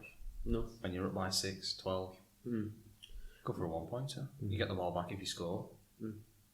Right, over to Saturday. Kai Pearce-Paul was named on the bench but started in a 28-24 win over the Titans. Now, David Fafita signed for the Roosters. Oh yeah? Announced Weird, it. this one. And I don't fully understand it, but apparently they have what's called a cool-off period, where the club that you play at can offer you the same deal, can match the deal or better it. He flick reversed it, blazing squad style. Flick reversed it on going back to the Titans. But apparently he went to the Roosters because he wanted the chance to win premierships and was taking less money, I don't believe that for a second. but then gone to the Titans. Like, The Roosters will have been offering him so much money. I know he's on a lot already. but he's on 1.2 or something like that. They're not going to be offering more than 1.2 for him. No, but the Titans won't be offering that much anymore. That's what I'm. But he had a player extension, so he could have stayed. He could have signed for another 2 years before he signed for the Roosters on 1.2. So sorry, what's the final verdict then here? Is he staying with the Titans? Staying with the Titans, Right. but he did sign a contract with the The Roosters. Roosters, and now he's turned and says, sorry, Titans have offered me more money or whatever, so I'm staying. Yeah, he's re-signed with them. Really, really strange. I wouldn't like it if one of our players did it. No. I don't know what the benefit of that is. It's not like you don't have time to think about it before it. They don't shove the piece of paper in front of you. You would say, sign it now, or it's gone. Who knows? Titans had a very unlucky end to this game. Could have won it in the last seconds, but a strained knee knocked the ball clear in the tackle, and unfortunately the Titans don't score. I'm pleased for the Knights though. Jackson Hastings and Kai Pearce-Paul for them. Very nice picture that in front of the Wigan badge. Yeah, they met. I've seen that guy at a few Wigan games actually. He always seems to come on the television. He's been going to games for years. Yeah. He must just go to Magic Round and take his Warriors flag with him. They had a great picture with him. Definitely. Right, the Sharks played the Roosters, and this was probably two of the top 4 teams in the comp. Good game, this one. Sharks again with another tough match. And Another tough win. they've been questioned with the start that they've had. They've had a relatively tough, relatively easy start to the comp, but now big wins in the last couple of weeks. I think they've got Penrith next week. Be a massive tell. Well, we were saying they've not played any real decent teams, and they played 3 back-to-back really tough games. So Yeah, the Bunnies, they lost again. A better performance against the Cowboys, but I don't think the Cowboys are particularly. they're not a great side. Neither of these two really are great sides, and one of them had to win, unless it was a draw, I suppose. Yeah, 28-22. I do Goes think the without saying, Cowboys. it's in a very, very bad state at the Bunnies. They've gone from being a team last season I was raving about and saying they're my favourite team to watch with the attack and everything like that, such entertainers. And now I'm not desperate but put them on a Saturday or Friday. And it's so strange because they've added Jack White and he's actually playing quite well. Yeah, Jack to White's win playing premierships, you'd have to Cameron to say because he thought he had a better chance of winning premierships. well. I suppose he did. Well, he did at the time. If you didn't were making that decision, you'd probably. Oh, everyone thought he was. Yeah, fair enough. Fair point. Is it announced yet? Bennett reports that he's signed a 3-year deal to I've go for the heard that, but Rabbitohs. it's not been officially announced. With the Very strange because he left the Rabbitohs, didn't he? Went to the Dolphins, did 3 years there. This will be the end of his 3rd year. Well, he was always going to do 3 years, wasn't And Wolf was going to take over, Christian Wolf.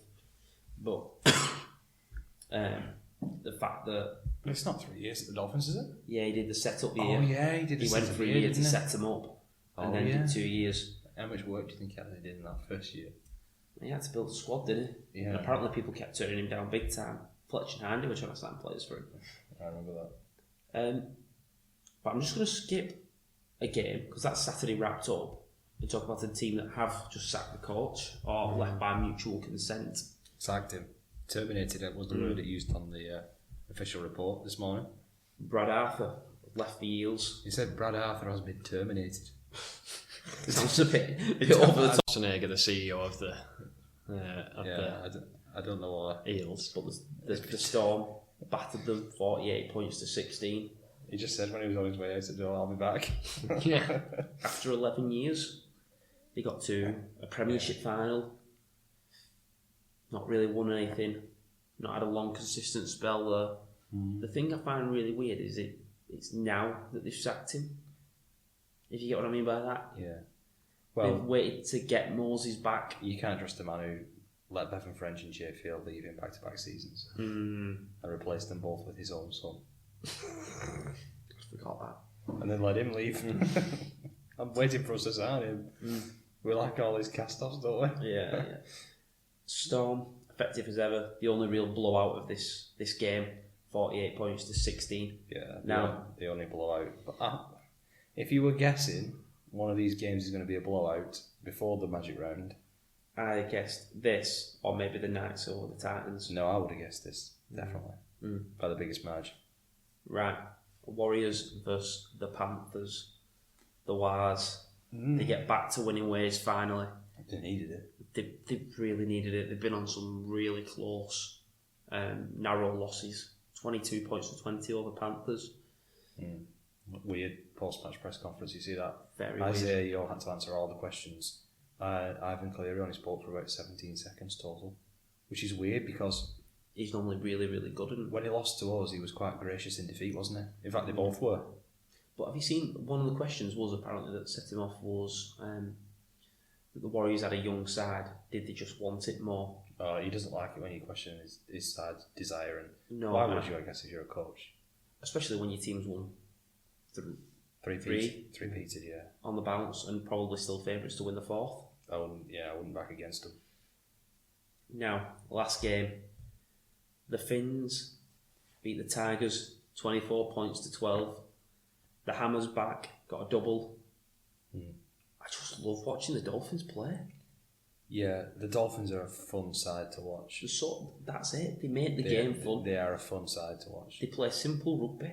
They're like watching England cricket right now. If you want to watch, if you want to watch a cricket team that's going to be boring and process driven, you watch New Zealand. They're like the Huddersfield of cricket. If you want a side that's going to be absolutely bananas and just entertain you and be thrilling, then you want Dolphins. But it's the simple rugby that they play. Such a Wayne Bennett coach side to do the basics. They do. Then they are actually really tough and then side. just trust themselves. They to play. re-signed Mark Nichols, and he is like the grit and the grind. He's got a reputation of an Australian Mike Nichols, hasn't he? I mean, the GOAT, and Souths loved him when he was at Souths. Everywhere he's been, they've loved him, and that says a lot because he's not a flashy player. He's not flashy. They got both the Bromwich brothers. Two very clever signings. But they have got a bit of flash, like you mentioned. They're a bit crazy. Tigers, 5 wins last year. Don't know if they're going to match that. They were really optimistic with Benji coming in and making a few signings. They were really optimistic, and it's just not working. They're closer in games. They're staying in games longer than they had done, but it's just not working. They remind me of St George of last year. we're staying in games, but we're losing them in the last 10 to 15. I think they might beat 5 wins if Appy isn't picked in Origin. I don't think Appy's getting picked. I don't think he's going to get picked in Origin. We'll have to talk about Origin soon because it is soon, but the injury list for both sides is monster. We miss all of Origin. The injury list is getting quite long. If you're Peter V'landys, do you just say we'll play Origin in November when all of them are back? He's the sort of bloke who would do that. But then you know what? The Maroons are going to pick Tom Dearden. Yeah, they will. He's not a bad backup, is he? No. I'm sure any of the backups that get brought in are going to be amazing players. Yeah. To be honest. Right, should we do some predictions then, guys? Yeah. So, Super League is back. Yeah, there's no Thursday game this week. Got 3 on Friday, so it starts on Friday. No Thursday game, that's a shame. This could be the game of the Darts. Yeah, I watched Darts last Thursday. It was quite interesting, actually. It's a nice change. The 2 Michaels and the 2 Lukes, you might as well just make it a doubles competition because they just hit the treble every time. And it just comes down to doubles. Them 4 who got through to the semi-finals, I mean, it's not a Darts podcast, is it? But them four who have got through to the semi-finals are absolutely unbelievable. They're all pretty good at it, aren't they? Right, these 3 games... These 3 games, I'm not going to know which one to watch, if I'm being completely honest, for different reasons. This is on Friday? This is on Friday. Okay. First of all, Saints vs Leeds. Well, that's what I'll be watching. Huddersfield League. Castleford Hull FC. All for very different reasons. Huddersfield League would be Lee have found a bit of form, need to get into the top 6. Castle FC, if Castle lose considerably, if Hull FC lose considerably, London may overtake them. I think it would have to be very considerable. It's only 20 points. Yeah, but London are going to play as well. Got to play Hull KR who've Yeah. come off a cup semi-final loss. I think I'll watch Saints and Leeds. How can you not watch Saints and Leeds? Those 2 powerhouses quite. But if Saints get out to an early lead, I will be putting Lee on. Yeah, I'll probably flip between them all. Yeah, that's. Have the iPad open. I'll flip between them all as well. Right, let's do the predictions. Cass, Hull FC. 10th vs 11th, Cass are at home. And I'm at 2 Wigan players could be against each other, Tiaki Chan and Sam Esse. Oh, yeah? Down the middle. And I'm going to go home for home team wins. Is Esse definitely back at Cass? Yeah. Unless he's on loan deals. Because he was at Doncaster on Saturday. That was because they didn't have a game in dual reg, didn't it? We set up a dual reg partnership, but he was on loan. Unless these 2 weeks deal has ended. Douglas played at Barrow. His 2-week deal ended. Douglas played at Barrow and somebody else played at Barrow as well. 3 players played at Barrow. I'm going with you, Dukesy. I'm going to go Cass. Home win. Hull haven't won away outside the city of Hull for over a year, almost a year. If they don't do it... This is the last big picture. If they don't do it at Cass, they might not do it for the rest of the year. I can't see him winning. I'm going for Cass. I can't believe I am, but I'm going for Cass. Wow. I'm just checking, because when they play London again, that's in Hull. And they play Castleford in Hull. I'm so interested to see what the fans think about this one. The listeners. Yeah, the listeners vote. Where they're going to go. So all 3 of us are going Cass. Yeah. This will be a 55-45% vote, I think. Yeah, I think so. Saints, Leeds. Yeah. Home advantage again wins. Rowan Smith. The week off will help Saints. I think they were just looking a little bit leggy. Leeds, still a nowhere near the finished product for me. So I'm going to go Saints. Yeah, I think Saints. Yeah, as well. Saints too strong. Unless the short kick-offs work. They won't. I don't think they will. Right, Huddersfield versus Lee. I'm going to say Lee to win away from home. Huddersfield disappointed in the last couple of weeks. They have been, yeah. They have been. And Lee were red hot against Salford. I was just going to say Huddersfield's form currently is a loss to Saints by a point, 2 points to Salford at home, a convincing loss to us, a convincing loss to Warrington, and they've got Lee, this week, then Hull FC and Hull KR. It doesn't get much easier for them. Well, you said Hull FC.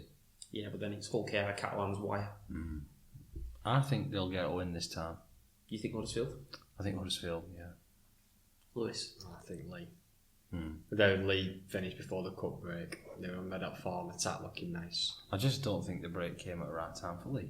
I don't think it came at the right They time. were playing really well, even in the game before that. Even if you go all the way back to, like, once they lost to us, after that they played all right. Played really well, Yeah. even in some losses.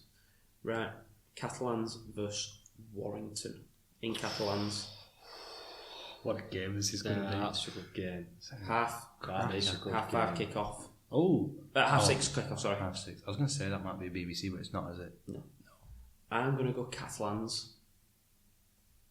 Oh, I don't know. The travel and the week off will just play into Catalan's favour, in my opinion. I think they need to rest a couple of players as well. No, I'm not. I can't believe I'm going to do this.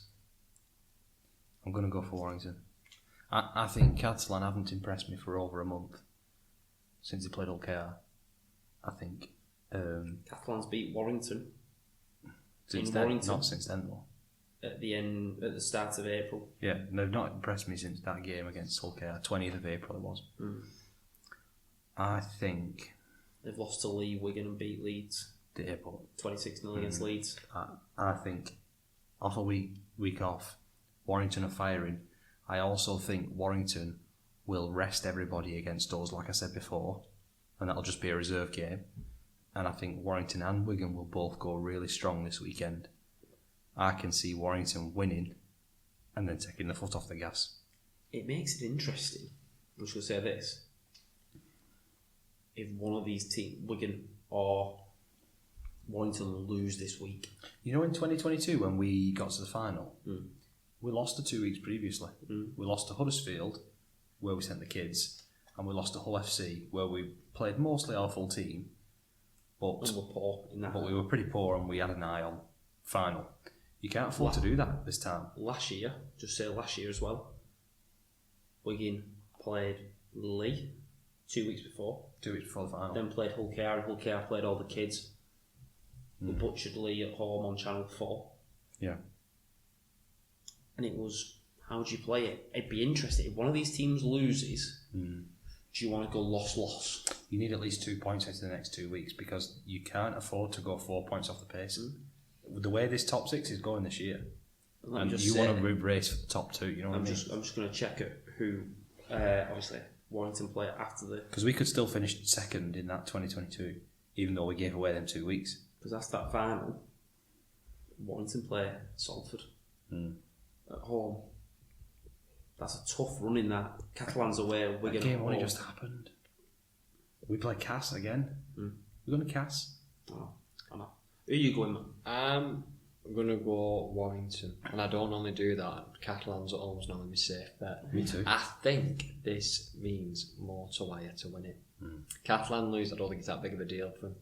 I think with Wire having a Challenge Cup final on the rise, a loss after just winning a semi-final, getting through to a Challenge Cup, I think it just might knock them back a bit. I think they want to keep this high going, this momentum. This is going to be... See, I'm going to disagree with you for the opposite reason. I think Catalans have played that poor that McNamara will have been in. They'll have had some time off, and you'll be into them this week. You've had the extra week off. You've got to be fit. You've got to be stronger. I'm interested to see how Catalan play this week. Is Mickey Mack back? I can't remember. I can't remember. I think the week off can hinder teams sometimes. No, I definitely agree. And we're certainly a team I that... think it can. I think it's ended late. I think you want to keep momentum going. Training's not the same. Just playing week in, week out. I think it's come at the wrong time for Lee. Right. And maybe at the wrong time for possibly. Catalan as well. So I've gone the differential though. You've gone for Catalan, yeah. I've gone Catalan. Right. London, Hull KR. Hull KR. Well, I'm going for Hull KR, yeah. I'm going for Hull KR. Going for the controversial shout there. And Salford versus Wigan. I'm not going to ask you to pick who, I'm going to ask you to pick why. Yeah. What do you think this game's won and lost? Obviously, this means a week off for Sam Walters, a week off for Cade Ellis, which Yes. I think he was fully deserving. Pending appeals. I would have rested Ellis anyway. Yeah, I possibly wouldn't appeal this. I'd rest Thompson as well. I think you might leave Thompson until the Everybody week else after. everybody else can be fine. I think Thompson will have another game. Yeah, they'll not rest 2 weeks in a row, that's the only thing. And I think Thompson will have a week off. next week. So maybe the week before the final is Ellis, Walters and the kids then. Walters definitely plays that game. Oh, you might just play the backs. Just play the backs and then just put some young forwards in. Could you see maybe like a Sam Halsall getting a game this week? Who? Sam Halsall. Oh my. Huddersfield, maybe. Someone. Zach Eckersley was who I meant. Oh, Zach Eckersley. Well, he has kind of morphed into that Sam Halsall role. That's what my head went. I could see him getting a game, possibly at the Halliwell Jones. Maybe not this week. I think he definitely plays next week. I think he might play this week. I don't know. They like him, don't they? That's why they played him in that game against Sheffield, was it? Yeah. Where he came off the bench. It'd just be interesting if someone's carrying a little bit of a knock. Obviously, Kieran's had a little bit of a concern about his... was it his knee? That's why he came off kicking duties. Kieran, yeah. I don't know why he didn't come back on either on Saturday. No. I don't know why he didn't need him, did he? Maybe it's just a case of he's off, let's leave him off. Let's leave him off. And it does give you a little bit of strength in knowing that what you do if a centre goes down injured. Yeah. Reshuffle. Yeah. Farrell wouldn't take third, innit? I think Wigan win down middle, as always. Yeah. I don't think He's not back in a Sneed short dropout. Well, if he does that, he's not learnt his lesson. He deserves to be stripped of all his Man of Steel points he's got so far. He's not learnt his lesson. Give them all to Patrick Mago. But he did that and got 3 Man of Steel points, remember? But I think if Wigan play this game on their terms and don't get into a game of taking past, throwing ball about with offloaders, let's just stick to what we know. Yeah. Down the middle. I don't think they've got the pack to compete. Play to our strengths because it's also something. Play the game on our terms. Yeah. Do you know, they can offload, they can throw a ball to McDonald and Lafay all they want and whatever, but we're going to challenge you down the middle and see if you can cope with it. Yeah, I agree. Right. I can't wait for Sunday.